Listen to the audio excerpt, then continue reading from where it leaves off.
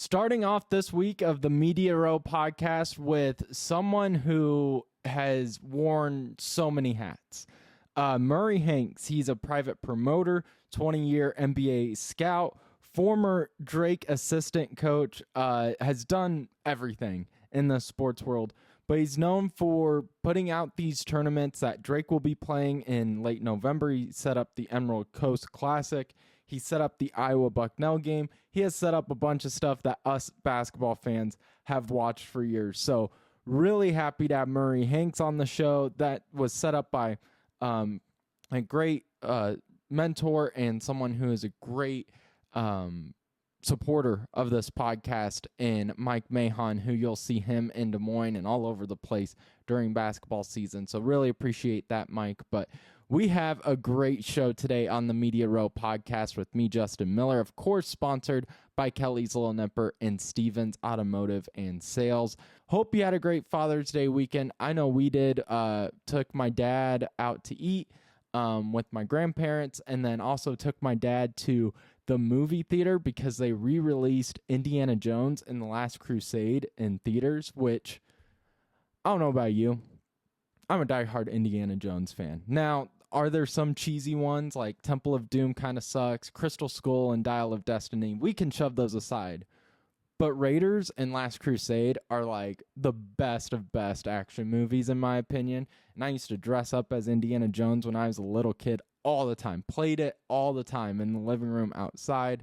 So it was just a great weekend. And I know Tommy Birch, who's listening, I know he's a big Indiana Jones Star Wars nerd like I am too. So I was expecting to see him there at the theater, but it was a great time. So I hope you guys had a great time. But enough about me. But before we get to the interview, give a shout out to Kelly's Little Nipper over at 1701 East Grand Avenue in Des Moines. Great drinks, great food, and even better community over at the historical Kelly's Little Nipper. They're proud sponsors of Drake Athletics. They're proud sponsors of the Iowa Barnstormers, which we were able to give away tickets because of Kelly's Little Nipper. They have great music at the end of the week. They have trivia in the middle of the week.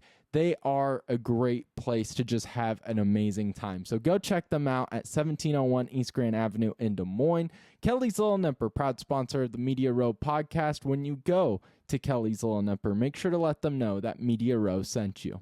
So, Maury, I mean, you've worn a lot of hats. You're a game operator. You get tournaments set up for the season. You were a 20-year NBA scout, former Drake head coach, or former Drake coach, right? Yep, Drake assistant coach for my last year in coaching. Yep. And so you've worn multiple hats, and I do want to start though with the game promoter part of the hats that you wear. And just with Drake, they're announcing that they'll play in the 2025 Emerald Coast Classic. It's the 10th year of that tournament. It'll take place November 28th through 29th. And just how does that get started? What's the process like of getting a tournament like the Emerald Coast Classic up and ready? Well, about 12, 13 years ago, a very good friend of mine, Steve Forbes, is actually from Iowa, the head coach at Wake Forest. He was the coach at Northwest Florida Junior College. And he called and he said, hey, they just built this new arena. And I was from Los Angeles, lived in Las Vegas. But if you're anywhere in the South, everybody is vacationed in Destin, Fort Walton Beach area, everybody. And so I went down there, and it's a fantastic area in the country. They've got the best beaches in the United States.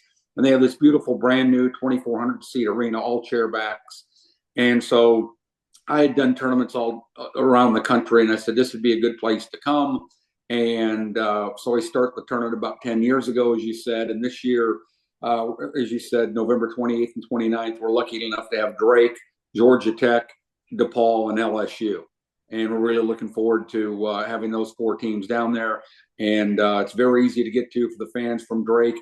You can fly Allegiant Airlines nonstop into Fort Walton Beach. The arena is about 8 miles from the airport. A lot of places to stay. And literally, it's like I always say, it's like going to the Caribbean. You don't need a passport. It's the water's blue. The sand is like sugar. And it's a great place to visit. So it's funny because Mike Mahon, who helped set up this interview, and he's been great help with this podcast, been a great support. He put in kind of just some background information about the conference or the tournament classic of talking about the beaches and how beautiful it is. And in your off season, do you travel and do you check out arenas for new possible tournaments, or what is that like? Yeah, I mean, again, being an NBA scout for over 20 years, I've seen most arenas in the country. Now there'll be some new ones pop up, and I'll get online and look at them. I don't go and visit them, new ones because you can see things online, or you can watch a game that's been played there. And it has this business has become a lot more competitive since just 10 years ago when I started the Emerald Coast Classic. There's a bunch of new ones coming up. There's stuff with NIL money being thrown around. So, but we're very happy with the teams we've had there in the history of the Emerald Coast Classic. And I think the fans of Drake, if they come down there for it, will see it's a great area. And again, it's the weather is usually high 60s, low 70s. Thanksgiving weekend, very easy to travel around. It's an off season there, so they're great values in terms of hotels and restaurants and things like that. So we're very excited about the field we have this year.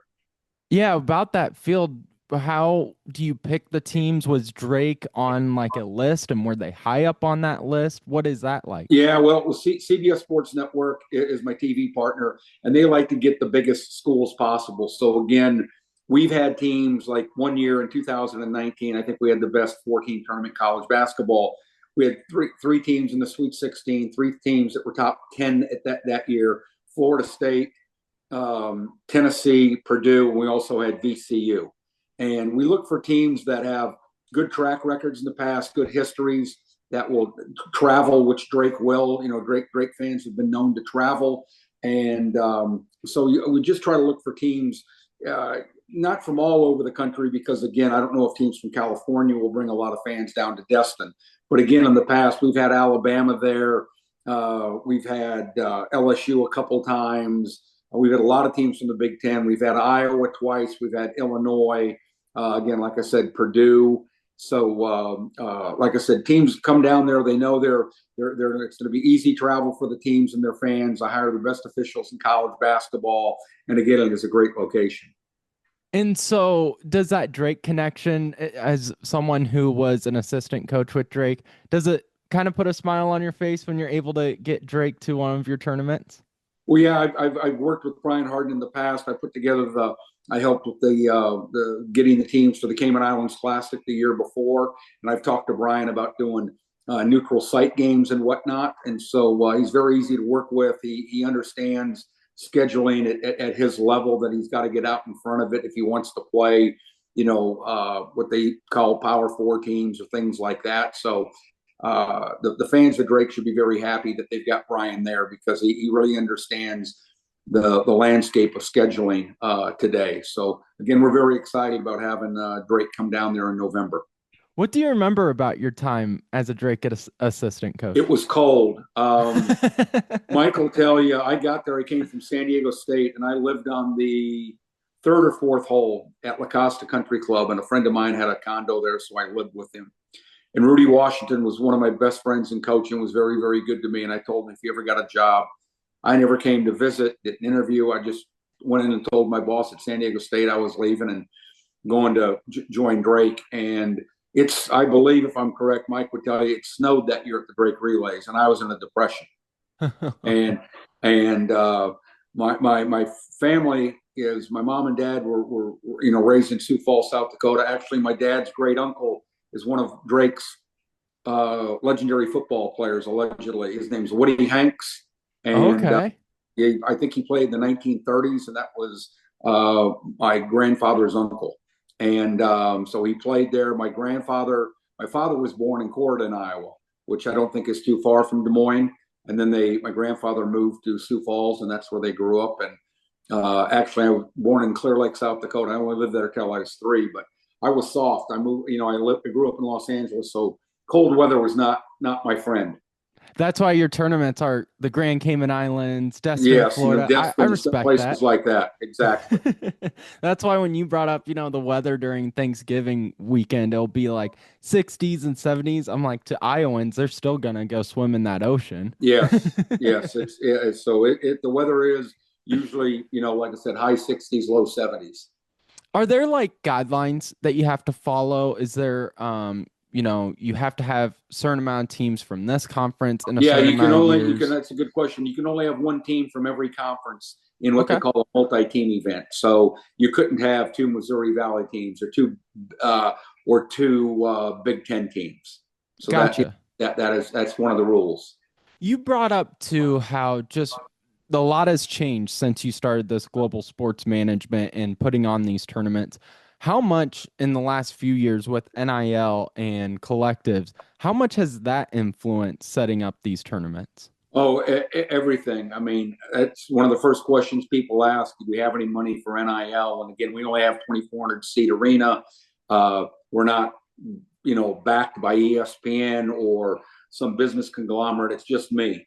And so again, I said this a lot the last year. I'm glad I'm 63 and not 43 because I may have to reinvent myself again. But we're going to hang in there. And again, we look for different type of teams and that makes sense. They're looking for something that we can provide, and I think we're doing a good job of it.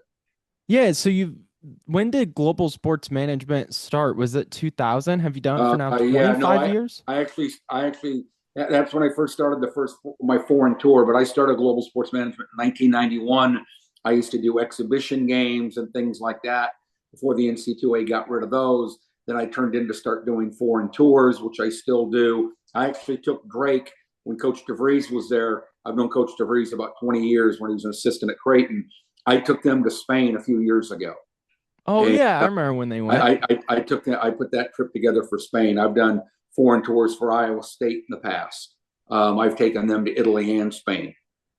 That's that's crazy. And did you see yourself, when did it start to become an idea of like, okay, this is something I want to do? Because you were an NBA scout, you were a assistant coach. Like, when did it all Yeah, kind of click? I got out of coaching in 1991 and went and worked for a guy that was a big agent in the NBA, but he was the biggest agent in overseas basketball, Warren Legary. And anybody that's ever made any money in Europe needs to probably buy Warren a beer or a sandwich or something because he changed how Americans were treated. He changed the pay structure. This is going back to the 90s. Every Spain, Italy, Greece, all the big players were with him. And I started working with him, and then he got me a job with the New Jersey Nets. And so I scouted for about, like I said, 22, 23 years, a lot with the Nets, with the Raptors, with the Pistons, and the Trailblazers. And I haven't scouted the last 2 years. And, I used to travel about 200 days a year for, 20, 23, 22 years. And now I can't stand it. So I'd rather stay at home and play golf and watch Netflix and things like that. So I'm glad I don't travel anymore. But yeah, I tell people I never come up with my own ideas. I think I just take other people's ideas and make them better because I'm hands on, my attention to detail. As I tell people, I've got too big an ego to fail. Again, my reach in this business because I used to coach. Like I've known people 25, 30, 40 years. And if they go out on a limb and say, hey, you need to listen to Maury Hanks and go with him to a tournament or take a foreign tour, if I do a bad job, I look at it as I'm letting my friend down that vouched for me. So I think I've been pretty successful because of that. What's been the biggest challenge with global sports management? That again, I'm not backed by ESPN or a company that's got a lot of money to throw something at it. So again, you just kind of stay in your lane and try to do what you can do, and have better customer service than everybody, and that's what we try to do. Were there people when you started this that you kind of leaned on for advice that maybe had similar experiences or were doing similar things, or did you kind of just have to learn as you I went? just winged it, to be honest with you. I looked at what people did, and if I thought it was a good idea, I just tried to take that idea When I got into the exhibition game business, there was only two real teams that did it. Well, me being an agent, I could get my hands on better players. Well, we practiced and we were prepared and we had uniforms that matched. I tried to make it as professional as possible. And we ended up going out and beating a lot of college basketball teams. And that's because I could get my hands on good players and we did things the right way. Same things with foreign tours. I try to stay in my lane. I don't try to go to countries I've never been to. And again, I think if you just kind of make sure dot every I and cross every T, I think you'll end up you'll do a good job. So something I've grown to like really respect in people is when they bet on themselves. And so it sounds a lot like when you decided to go into global sports management, this was something that you were going to bet on yourself to an extent. Oh, 100%. Like I said, I had the backdrop of it was an NBA scout and I was doing it both at the same times. And a lot of people would say, how can you do that? Everybody'd say, oh, you need an assistant. And I go, no, I don't. I'm probably too cheap. I don't want to pay anybody, but it would also be too hard for me to teach somebody that to do A, B, and C when I could just go and do it, you Mhm. know? And so, but no, I just bet on myself and just, keep trying to do things the right way. And you were one of the big helpers in getting the doubleheader to at Wells Fargo, right? With the Iowa men and women's Yes, basketball a few years I ago. brought that game. Global Sports brought the Iowa men's and women's doubleheader two Decembers ago. Have you seen anything like that in terms of women's basketball with No, the I've never Caitlin seen anything like Clark? that. I've never seen anything like that in basketball. This is my 40th year. I started college basketball 40 years ago this year.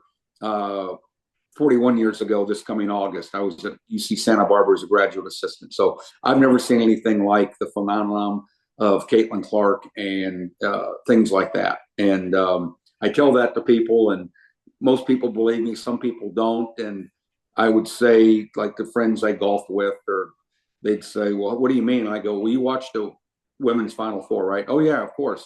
You never did that before, did you?" And I go, "The only thing I can compare it to is golf." I said, I took up golf about 12 years ago, but my mom, God rest her soul, when she was alive, loved Tiger Woods. For some reason, she loved Tiger Woods. Never watched golf before in her life. And that's what I equate Caitlin Clark to. People watch her that never watched women's basketball. So, but they watch it because of her. Was that one the easiest sells ever then when you're Oh like, yeah, we got this idea? but again, the idea wasn't for the Iowa women's team at first. The idea was for Iowa and Creighton to play a doubleheader at Wells Fargo, and I couldn't get the teams to decide on a date and this and that, and I had the arena, and I was going to lose the date. So I called my contact at Iowa, said, listen, I'm going to lose this date. And they really wanted to do it. And he goes, I said, what about ask your women's team to play a doubleheader? And this was like in February. This was about a month before Iowa went in that first magical run Yeah. to the NCAA through the NCAA tournament. And we decided and we agreed on the date. And then, Caitlin Clark became Caitlin Clark. And we started selling tickets in May, and she sold the arena out in 3 hours. Jeez. Has that ever happened? Was that the No, not fastest to you've not sold to out? me. From what the people at the arena told me, it never happened there either. Crazy. I hadn't heard that story. 3 hours. Yeah, But so do you pick the teams or how much of that is on the schools because you are setting up the Iowa Bucknell and with being a Drake guy, a lot of fans were like, "Come on, we want to see Iowa Drake. We want to see Iowa UNI again," which we know probably won't happen, but how much influence do you have in deciding on the teams? it matters in tournaments. I have all the decision making. In individual games, it varies. What I do sometimes is I'll say, okay, the team A, do you want to go play in this location? And they'll say yes. And I go, okay, give me a range of where they fall in the net or the RPI rankings. Now it's called net. And so they'll say 75 to 100, 75 to 125. And then I have to go find them that team. Basically, I go shop around and see if they have that date, if it makes any sense to go to that location, and if I think I can make money with it. So there's a lot of different angles and things like that come into it. And again, it just matters who you're dealing with. Has there been, and I mean, feel free not to answer this question, but has there been one the hardest like colleges to work with? Is there a harder Yeah, some one? people, are very difficult to work with, and again, I'm too old to knock my head up against the wall. If I don't think it's worthwhile, I just move on and do something else. Life's too short, I So, mean, that's good advice for anything, yeah, honestly. anything. But I just keep trying to do this. Like I said, I'm trying to do it for the next couple of years. I've got some things coming up in Las Vegas the following year, and so just keep trying to reinvent myself with new things. But yeah, so no, again for the Iowa, I mean for the Drake fans, like I said, very easy to get down to Fort Walton Beach for the Emerald Coast Classic. The teams will come in Wednesday before Thanksgiving. They'll practice on Thanksgiving. They'll play Friday and Saturday. So if you don't have plans for Thanksgiving weekend, we'd love to see you down there. Again, it's very easy to travel to, and lots of different places to stay. They've got 6 or 7 very, very nice hotels, and then they've got all kinds of Airbnbs and things like that. And again, very easy to travel once you're down there.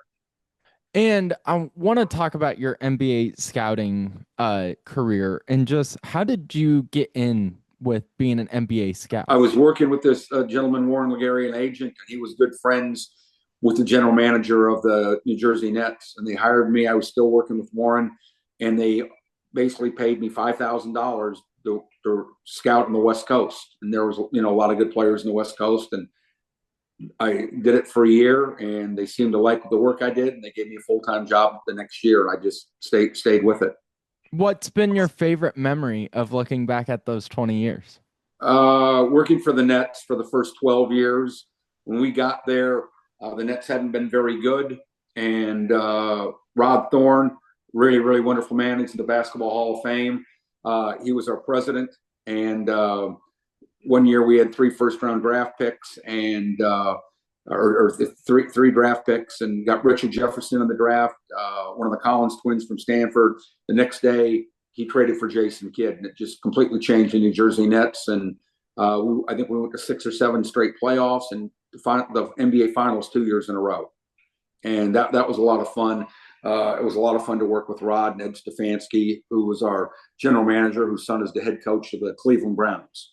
Oh, really? Okay. Yeah. Mm-hmm. And so are you close? Like you bring up Jason Kidd. Are you close with Jason Kidd or No, just in no, passing? just he was one of the players in the team I worked for, but Okay. he completely changed the New Jersey Nets. And then I want to ask about, so was there a player that you were like, this guy is the guy, and people were like, I don't know, and he ended up being right for you? Yeah, I mean I was wrong a lot, but anybody that says they're not is lying to you. But Brooke Lopez, he played at Stanford, and Hmm. I took them on a foreign tour, and I saw him do things for his size that I'd never seen a guy do. And everybody at the time, him and his brother Robin, they were into Disneyland and cartoons, and they were very, very smart. I mean, you had to be to get to Stanford. Yeah. And so everybody was, oh, they're this and they're that. And I'm like, guys, the guy's the real deal. And I think he's still playing now, is his 16th year in the NBA. He's been an NBA All-Star before, and he's completely changed his game. He was a low post player. Now he's become a shot blocker, 3-point shooter. So he was really, really, really talented. Okay, I do want to ask about what's a player that maybe it doesn't keep you up at night, but a player that you were wrong about where you're like, Oh, man. the list is too long. And it's close to where you're at. I never thought Tyrese Halliburton would be this good. When I saw him shoot the ball, he shot the ball with poor rotation. I never thought. And another guy on our staff, Greg Polinsky, loved him. And yeah, so Tyrese is a great player. I never thought he'd be this good. The guys at Iowa State did a great job with him. Yeah, I want to talk about the NBA Finals real quick before I let you go. Of just what have you seen in these past few games, and are there players that you think have really stepped up? Halliburton clearly being one of them. Yeah, I've watched the highlights. I'd be lying to you. I'm more interested in what's going on at the U.S. Open than what's going on in the Ooh. NBA Finals. So Who do you like today to win in the U.S. Open? Who are you liking? I hope Adam Scott can win. I cheer for the old guys, but it'd also be nice for Sam Burns because he's never won before. So I think they're in a rain delay right now. So hopefully the weather will go through and they can finish it up today. But also just for your fans and that are listening and that for tickets for if they're Drake fans, you go down to Destin. It's EmeraldCoastClassic.com. Tickets will go on sale. We'll do a press release through the school. They'll go on sale later this summer, probably late August. It's very easy. You go to the website, click on tickets. It'll show you a map of the arena. You just click on it and you buy your tickets directly there. And it's very easy. And then also for the Iowa Bucknell game, December 20th, Saturday, December 20th, you go to HighVTix.com and same thing. You can buy the tickets there. And we're hoping for a good turnout of Hawkeye fans. They don't get to Des Moines that often. So hopefully the fans will come out in Des Moines and Western Iowa to see the Hawkeyes play. A thank you to Maury Hanks again for doing that for us. He took time out of his Father's Day weekend to come on the show, so really appreciate it. And a huge thank you to Mike Mahon for setting it up as well. So thank you to Mike for supporting the show and continually to help me get better and get even better guests on the show too. But before we wrap up today's show, give a shout out to Stevens Automotive and Sales. I just had my car in last week. Super easy and efficient. It's always an easy process over at Stevens Automotive and Sales, 5320 Northwest Beaver Drive in Johnston, Iowa. 35 years of family owned and operated. There's no BS. They communicate so efficiently, and you just know what you're going to get time in, time out at Stevens Automotive and Sales. And it's people you can trust, and it's just good people. So if you rely on just having great relationships and trust, which I think everyone does when it comes to your car, then there's no place better than Stevens Automotive and Sales, 5320 Northwest Beaver Drive in Johnston, Iowa. When you go to Stevens Automotive, make sure to let them know that Media Row sent you. So thank you again to Mike Mahon for setting up that interview with Maury Hanks. Thank you to Maury Hanks for coming on the show. Thank you guys for listening, liking, subscribing, commenting, all that great stuff. We will see you Wednesday for a brand new edition of the Media Row Podcast.